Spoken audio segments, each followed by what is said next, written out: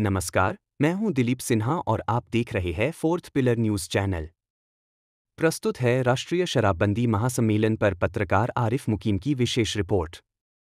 राष्ट्रीय शराबबंदी महासम्मेलन में शराबबंदी के लिए एकजुट हुए 12 राज्यों के शराबबंदी समर्थक।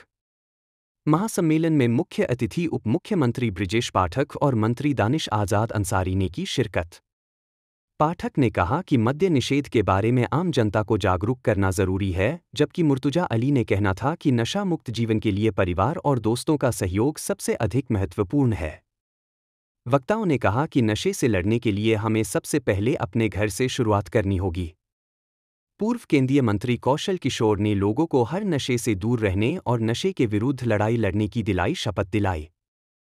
नशे के प्रति शराबबंदी संघर्ष समिति युवाओं को जागरूक करने का अथक प्रयास कर रही है। उत्तर प्रदेश के सभी 75 जिलों और देश के 12 राज्यों से नशाबंदी संघर्ष समिति के साथ जुड़कर अपने अपने राज्य और जिलों में नशाबंदी के लिए कार्य करने वाले कार्यकर्ता एवं पदाधिकारी बड़ी संख्या में एकजुट हुए। ब्रिजेश पाठक ने कहा कि सदियों से लोग जानते हैं कि नशा बुरी लत है, लेकिन फिर भी यह बढ़ता जा रहा है, इसलिए कि हमने अपने बुजुर्गों की बात को आगे नहीं बढ़ाया। शराबबंदी मद्य निषेध के मुद्दे को मंच से निकालकर हमें आम जनता तक इस मुद्दे को पहुंचना होगा। आयोजन में पत्रिका शराब सभी बुराइयों की जड़ का विमोचन भी उप मुख्यमंत्री ने किया।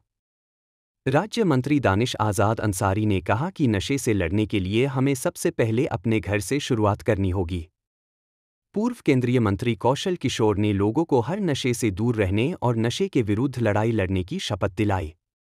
एमीम के प्रदेश प्रवक्ता असीम वकार ने कहा कि देश के कई राज्यों में शराब बंद कर दी गई है, मगर उत्तर प्रदेश में अभी तक शराब पर रोक नहीं है। समिति के राष्ट्रीय अध्यक्ष मुर्तजा अली ने कहा कि पूरी दुनिया नशीली दवाओं की लत के खतरे का सामना कर रही है, जिसका असर व्यक्ति, परिवार और समाज के एक बड़े हिस्से पर विनाशकारी प्रभाव के रूप में पड़ता है।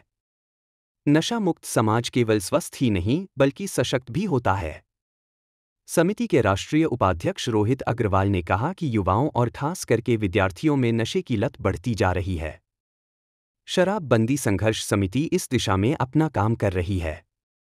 स्कूल, कॉलेज और संस्थानों में जाकर युवाओं को जागरूक करने का पूरा प्रयास कर रही है। शराब के प्रयोग को सामान्य व्यवहार के रूप में देखने की बजाय इसे हानिकारक आदत के रूप में देखना चाहिए तथा शराब को बढ़ावा देने वाले विज्ञापनों पर पूर्ण रूप से प्रतिबंध लगना चाहिए।